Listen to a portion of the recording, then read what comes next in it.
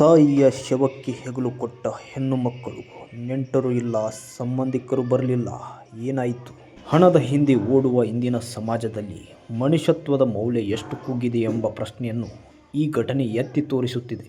ಸಮಾಜದಲ್ಲಿ ಬಡತನ ಎಂಬುದು ಕೇವಲ ಆರ್ಥಿಕ ಕೊರತೆಯಲ್ಲ. ಅನೇಕ ಸಂದರ್ಭಗಳಲ್ಲಿ ಅದು ಮಾನವೀಯತೆ ಮತ್ತು ಸಹಾನುಭೂತಿಯ ಕೊರತೆಯನ್ನು ಕೂಡ ಹೊರಹಾಕುತ್ತದೆ.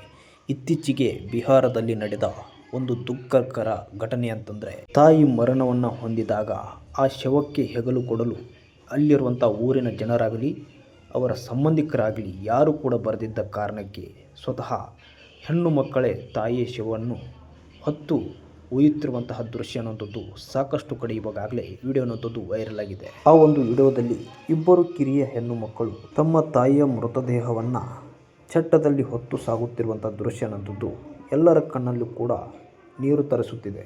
ಸಾಮಾನ್ಯವಾಗಿ ಅಂತ್ಯಕ್ರಿಯೆಯಾದಂತಹ ಸಂದರ್ಭಗಳಲ್ಲಿ ಬಂಧು ಮಿತ್ರರು, ಊರವರು, ನೆರೆಹೊರೆಯವರು ಸೇರಿದಂತೆ ಎಲ್ಲರೂ ಕೂಡ ನೆರವಾಗಬೇಕಾಗುತ್ತೆ. ಆದರೆ ಇಲ್ಲಿ ಕಾಣಿಸಿಕೊಂಡಿದ್ದು ಕೇವಲ ಇಬ್ಬರು ಅನಾಥ ಹೆಣ್ಣು ಮಕ್ಕಳು ಮಾತ್ರ. ತಾಯಿಯ ಅಗಲಿಕೆಯ ದುಃಖವನ್ನು ನುಂಗಿಕೊಂಡು ಸಮಾಜ ಮಾಡಬೇಕಾದ ಕರ್ತವ್ಯವನ್ನು ಅವರು ತಾವೇ ಹೊತ್ತುಕೊಂಡಿರುವುದು ನೋವಿನ ಸಂಗತಿ ಅನ್ನೋದು ಹೊರಹಾಕ್ತಾ ಇದೆ. ಈ ದೃಶ್ಯವನ್ನು ನೋಡಿದ್ದ ಯಾರಿಗೂ ಇಂತಹ ಪರಿಸ್ಥಿತಿ ಯಾರಿಗೂ ಬರಬಾರದು ಎಂಬ ಭಾವನೆ ಕೂಡ ಮೂಡುತ್ತದೆ. ಹಿರಿಯ ಮಗಳು ತಾಯಿಯ ಅಂತ್ಯ ಸಂಸ್ಕಾರವನ್ನು ನಡೆಸುತ್ತಿರುವ ದೃಶ್ಯ ಅನೇಕ ಸಂಪ್ರದಾಯಗಳನ್ನು ಮೀರಿ ಮಾನವೀಯತೆಯ ಅರ್ಥವನ್ನು ಮತ್ತೊಮ್ಮೆ ನೆನಪಿಸುತ್ತಿದೆ. ಗಂಡು ಮಕ್ಕಳೇ ಈ ಕೆಲಸ ಮಾಡಬೇಕು ಎಂಬ ಹಳೆಯ ಮನೋಭಾವನೆಗಳ ನಡುವೆ ಈ ಹೆಣ್ಣು ಮಕ್ಕಳು ತೋರಿದ ಧೈರ್ಯ ಮತ್ತು ಜವಾಬ್ದಾರಿ ಎಲ್ಲರ ಹೃದಯವನ್ನು ತಟ್ಟಿದೆ. ಬಡತನ, ಒಂಟಿತನದ ಕಹಿ ಸತ್ಯ. ಈ ಘಟನೆ ನಡೆದಿದ್ದು ಬಿಹಾರದ ಛಪ್ರಾ ಜಿಲ್ಲೆಯ ಮಧೋರಾ ಬ್ಲಾಕ್ನ ಜವೇನಯ ಗ್ರಾಮದಲ್ಲಿ. ಬಡತನ ಎನ್ನುವುದು ಕೇವಲ ಹಣದ ಕೊರತೆಯಲ್ಲ, ಅದು ವ್ಯಕ್ತಿಯನ್ನು ಮತ್ತು ಕುಟುಂಬವನ್ನು ನಿಧಾನವಾಗಿ ಸಮಾಜದಿಂದ ದೂರ ಮಾಡುವ ಒಂದು ಕ್ರೂರ ವಾಸ್ತವತೆ ಎಂಬುದನ್ನು ಈ ಘಟನೆ ಸ್ಪಷ್ಟವಾಗಿ ತೋರಿಸಿದೆ. ತಾಯಿಯ ಮೃತದೇಹವನ್ನು ಅಂತ್ಯ ಸಂಸ್ಕಾರಕ್ಕೆ ಕೊಂಡೊಯ್ಯುವಾಗ ಸಹಾಯಕ್ಕೆ ಬಂದವರು ಅತಿ ಕಡಿಮೆ. ಊರಿನವರು, ಬಂಧುಗಳು, ಪರಿಚಿತರು ಇದ್ದರೂ ಬಹುತೇಕರು ದೂರ ಉಳಿದಿದ್ದರು. ಯಾರೂ ಕೂಡ ಸಹಾಯಕ್ಕಾಗಿ ಯಾರೂ ಕೂಡ ಬರಲಿಲ್ಲ. ಹಾಗಾಗಿ ಈ ಒಂದು ವಿಡಿಯೋ ಅನ್ನೋದು ಸಾಮಾಜಿಕ ಜಾಲತಾಣದಲ್ಲಿ ವೈರಲ್ ಆಗುತ್ತಿದ್ದಂತೆಯೇ ಆಕ್ರೋಶಕ್ಕೆ ಕಾರಣವಾಗಿದೆ.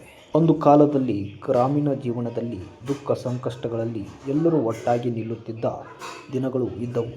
ಆದರೆ ಇಂದು ಹಣ, ಕೆಲಸ, ಸ್ವಾರ್ಥ ಮತ್ತು ನಿರ್ಲಕ್ಷ್ಯದ ನಡುವೆ ಆ ಪರಸ್ಪರ ಕಾಳಜಿ ಅನ್ನುವಂಥದ್ದು ಮರೆಯಾಗುತ್ತಿದೆ. ಈ ಹೆಣ್ಣು ಮಕ್ಕಳ ಪರಿಸ್ಥಿತಿ ಅದಕ್ಕೆ ಜೀವಂತ ಉದಾಹರಣೆ ಅಂತಲೇ ಹೇಳ್ಬೋದು.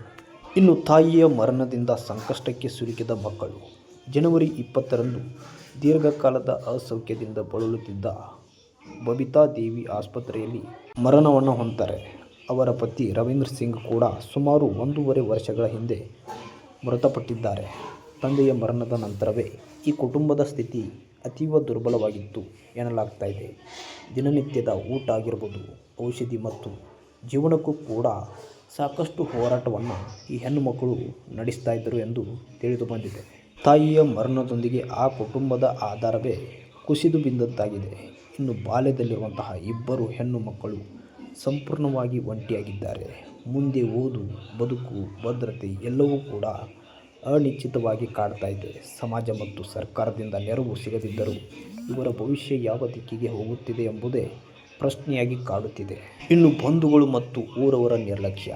ಈ ಘಟನೆಯಲ್ಲಿ ಇನ್ನಷ್ಟು ನೋವು ತಂದ ಸಂಗತಿ ಅಂತಂದರೆ, ತಾಯಿಯ ಮೃತದೇಹವನ್ನು ಮನೆ ಬಾಗಿಲಲ್ಲೇ ಗಂಟೆಗಳ ಕಾಲ ಇದ್ದರೂ ಸಹಾಯಕ್ಕೆ ಯಾರೂ ಕೂಡ ಬರಲಿಲ್ಲ. ಸ್ವತಃ ಬಂಧುಗಳು ಕೂಡ ಸಹಾಯಕ್ಕೆ ಬರಲಿಲ್ಲ.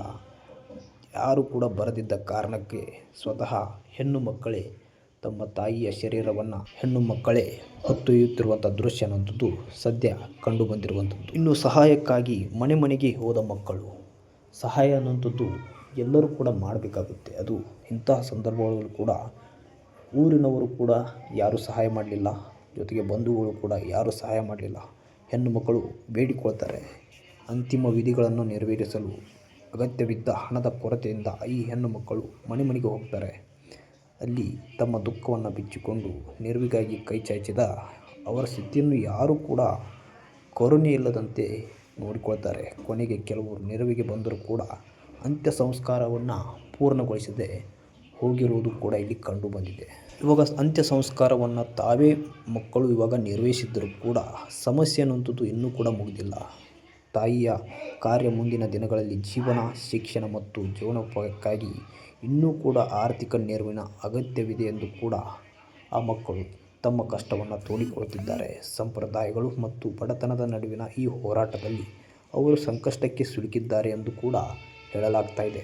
ಸಮಾಜಕ್ಕೆ ಒಂದು ಪ್ರಶ್ನೆ: ಈ ಘಟನೆ ಕೇವಲ ಒಂದು ವೈರಲ್ ವಿಡಿಯೋ ಅಥವಾ ಕ್ಷಣಿಕ ಸುದ್ದಿಯಷ್ಟೇ ಆಗಬಾರದು. ಇದು ನಮ್ಮೆಲ್ಲರಿಗೂ ಕೂಡ ಕೇಳುವ ಪ್ರಶ್ನೆ: ನಾವು ಯಾವ ದಿಕ್ಕಿಗೆ ಸಾಗುತ್ತಿದ್ದೇವೆ? ಹಣದ ಹಿಂದೆ ಓಡುವಾಗ ನಮ್ಮ ಪಕ್ಕದಲ್ಲಿ ಇರುವ ದುಃಖವನ್ನು ನೋಡದಷ್ಟು ಅಂಧರಾಗುತ್ತಿದ್ದೇವೆ. ಮಾನವೀಯತೆ ಎನ್ನುವುದು ಕೇವಲ ಮಾತಿನಲ್ಲಿ ಮಾತ್ರ ಉಳಿದಿದೆ ಎಂಬ ಪ್ರಶ್ನೆಯೂ ಕೂಡ ಇವಾಗ ಎದುರಾಗುವಂಥದ್ದು. ಈ ಹೆಣ್ಣು ಮಕ್ಕಳ ಕತೆ ನಮ್ಮ ಮನಸ್ಸಿಗೆ ಕಲ್ಲಿನಂತೆ ಉಳಿಯಬೇಕು. ಸಮಾಜವಾಗಿ, ವ್ಯವಸ್ಥೆಯಾಗಿ, ಸರ್ಕಾರವಾಗಿ ನಾವು ಇಂಥವರನ್ನು ಕೈಬಿಡದೆ ಸಹಾಯಕ್ಕೆ ನಿಲ್ಲಬೇಕಾಗುತ್ತೆ. ಕೊನೆಯದಾಗಿ ಹೇಳೋದಾದರೆ, ಇದು ಕೇವಲ ಒಂದು ಕುಟುಂಬದ ನೋವಲ್ಲ, ಇದು ಒಂದು ಸಮಾಜದ ಆತ್ಮ ಪರಿಶೀಲನೆಗೆ ಕರೆ ನೀಡುವ ಎಚ್ಚರಿಕೆ ಗಂಟೆಯಾಗಿದೆ ಅಂತಲೇ ಹೇಳ್ಬೋದು. ಈ ಒಂದು ವಿಡಿಯೋ ಬಗ್ಗೆ ನಿಮಗೆ ಏನು ಅನ್ನಿಸ್ತು ಅಂತ ಕಮೆಂಟ್ ಬಾಕ್ಸಲ್ಲಿ ಕಮೆಂಟ್ ಮಾಡಿ. ಇದೇ ರೀತಿಯ ವೀಡಿಯೋಸ್ಗಳಿಗಾಗಿ ಚಾನಲ್ನ ಸಬ್ಸ್ಕ್ರೈಬ್ ಮಾಡ್ಕೊಳ್ಳಿ. Thank you.